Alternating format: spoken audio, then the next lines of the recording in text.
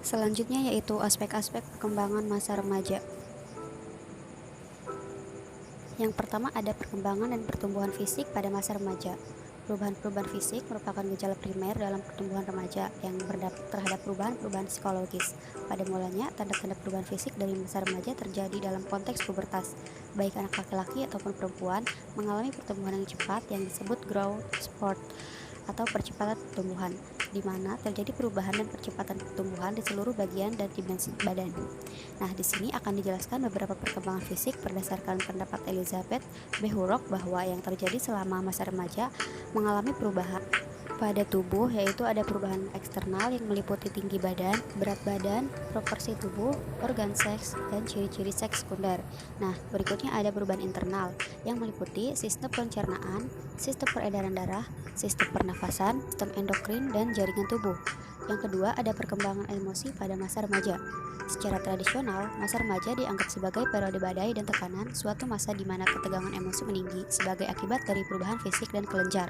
Sikap, perasaan, atau emosi seseorang telah ada dan berkembang semenjak ia bergaul dengan lingkungannya. Bentuk-bentuk emosi yang sering nampak dalam masa remaja awal antara lain adalah rasa marah, malu, takut, cemas, cemburu, iri hati, sedih, gembira, kasih sayang, dan rasa ingin tahu. Dalam hal emosi yang negatif, umumnya remaja belum dapat mengontrolnya dengan baik.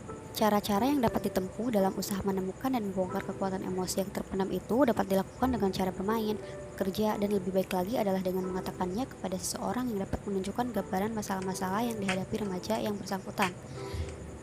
Peranan pendidik, guru, terutama konselor sangat penting dalam hal ini, sebab mereka dapat melakukannya dengan penerimaan dan pemahaman dalam membantu kegiatan emosional katarsis tersebut. Nah, aspek yang ketiga ada perkembangan inteligensi dan kognitif pada masa remaja. Masa remaja terjadi di organisasi lingkaran saraf frontal lobe.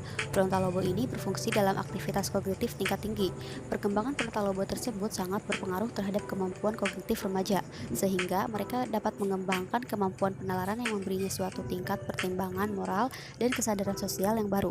Dalam perkembangan kognitif ini, ada teori menurut Piaget yang mengatakan bahwa masa pemikiran masa remaja telah mencapai tahap pemikiran operasional formal, yakni suatu tahap perkembangan kognitif yang dimulai pada usia kira-kira antara 11 sampai 12 tahun dan terus berlanjut sampai remaja mencapai masa tenang atau masa dewasa.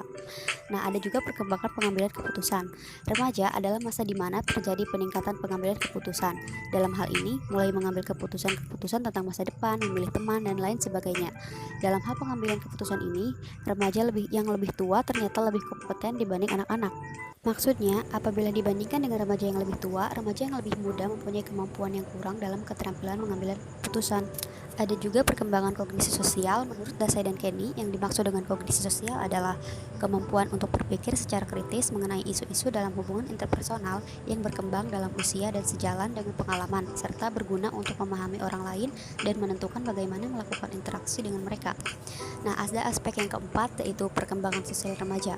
Percepatan perkembangan dalam masa remaja yang berhubungan dengan pemasakan seksualitas juga mengakibatkan suatu perubahan dalam perkembangan sosial remaja. Sebelum masa remaja, sudah ada saling hubungan yang lebih erat antara anak-anak yang sebaya. Sering juga timbul kelompok-kelompok anak, perkumpulan-perkumpulan untuk bermain bersama atau membuat rencana bersama. Aktivitas tersebut juga dapat bersifat agresif, kadang-kadang kriminal seperti mencuri, penganiayaan, dan lain-lain. Dalam hal ini dapat dilakukan kelompok anak nakal. Oleh karena itu, timbul masalah-masalah seperti dorongan untuk dapat berdiri sendiri dengan krisis originalitas. Dalam perkembangan sosial remaja dapat dilihat adanya dua macam gerak.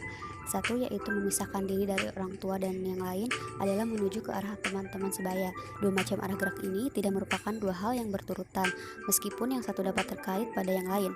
Hal itu menyebabkan bahwa gerak pertama tanpa adanya gerak-gerak kedua dapat menyebabkan rasa kesepian.